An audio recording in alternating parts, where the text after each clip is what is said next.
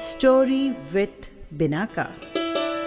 सुनिए कहानी बिनाका की जुबानी। लीजिए हाजिर है कहानी तेनालीराम बना जटाधारी सन्यासी। विजयनगर राज्य के राजा कृष्णदेव राय के मन में एक दिन बड़ा सा शिवालय बनाने की इच्छा जागी।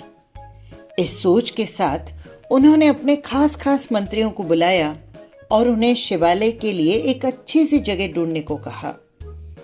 कुछ ही दिनों में एक अच्छी सी जगह को शिवालय के लिए चुन लिया गया। राजा ने उस जगह को पसंद किया और वहां काम शुरू करने की इजाजत दे दी। मंदिर बनाने का पूरा जिम्मा राजा ने एक मंत्री को सौंप दिया। वो मंत्री अपने साथ कुछ लोगों को लेकर उस जगह की सफाई करवाने लगा। तभी वहां खुदाई के दौरान शंकर देव की एक सोने की मूर्ति नजर आई। सोने की मूर्ति देखकर मंत्री के मन में लालच आ गया और उसने लोगों से कहा कि उस मूर्ति को वो अपने घर में रखवा दे। साफ सफाई करने वालों में कुछ लोग तेनालीराम के खास थे। उन्होंने सोने की मूर्ति और मंत्री के लालच के बारे में तेनालीराम को सब कुछ बता दिया।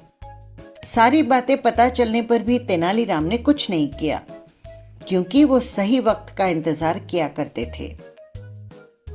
कुछ दिन के बाद मंदिर के लिए जो जगह सुनिश्चित की थी, उस पर भूमि पूजन का मुहूर्त निकल आया।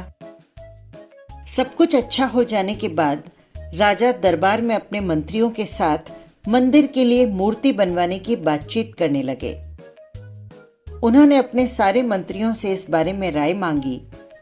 सबसे बात करने के बाद भी राजा मूर्ति को लेकर कुछ फैसला नहीं कर पाए।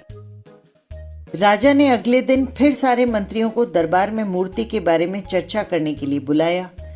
तभी एक जटाधारी सन्यासी दरबार में आया। सन्यासी को देखकर सबने आदर पूर्वक उसे बैठने को कहा। एक आसन पर बैठकर जटाधारी सन्यासी ने राजा से कहा कि मुझे स्वयं महादेव ने भेजा है। मैं जानता हूं कि आप लोग शिव का एक मंदिर बनाने की सोच रहे हैं और वहां स्थापित करने के लिए मूर्ति कैसी हो उस पर यहां चर्चा हो रही है और इसीलिए मैं यहां पर आया हूं। जटाधारी सन्यासी ने आगे कहा कि भगवान शिव ने मुझे खुद आप लोगों की परेशानी दूर करने के लिए भेजा है। राजा कृष्णदेव ने आश्चर्य से कहा कि आपको खुद भगवान शिव ने भेजा है? जटाधारी सन्यासी ने जवाब देते हुए कहा, हाँ, स्वयं महाकाल ने मुझे भेजा है। उन्होंने कहा है कि शिव शंभू ने अपनी एक सोने की मूर्ति आपके लिए भेजी है।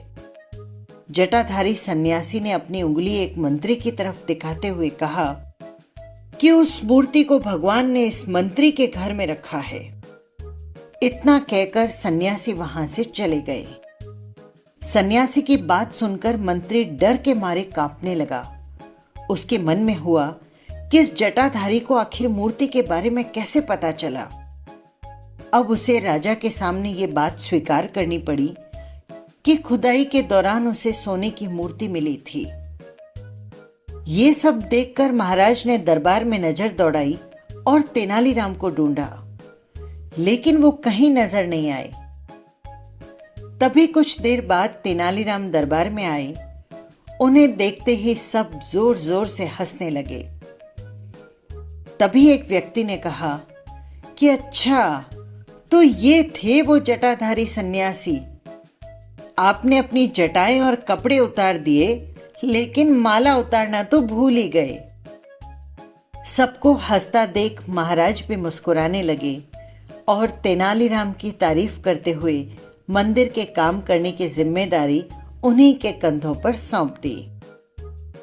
इस कहानी से हमें सीख मिलती है कि लालच करना गलत है। हमेशा सरल और सच्चे मन से कार्य करना चाहिए। ऐसा करने से हमें कभी लोगों के सामने शर्मिंदा नहीं होना पड़ता। ये थी एक सीख भरी कहानी। यदि आपको अच्छी लगी हो तो कमेंट बॉक्स में कमेंट कीजिएगा। फिर मिलेंगे किसी नई कहानी के साथ। नमस्कार।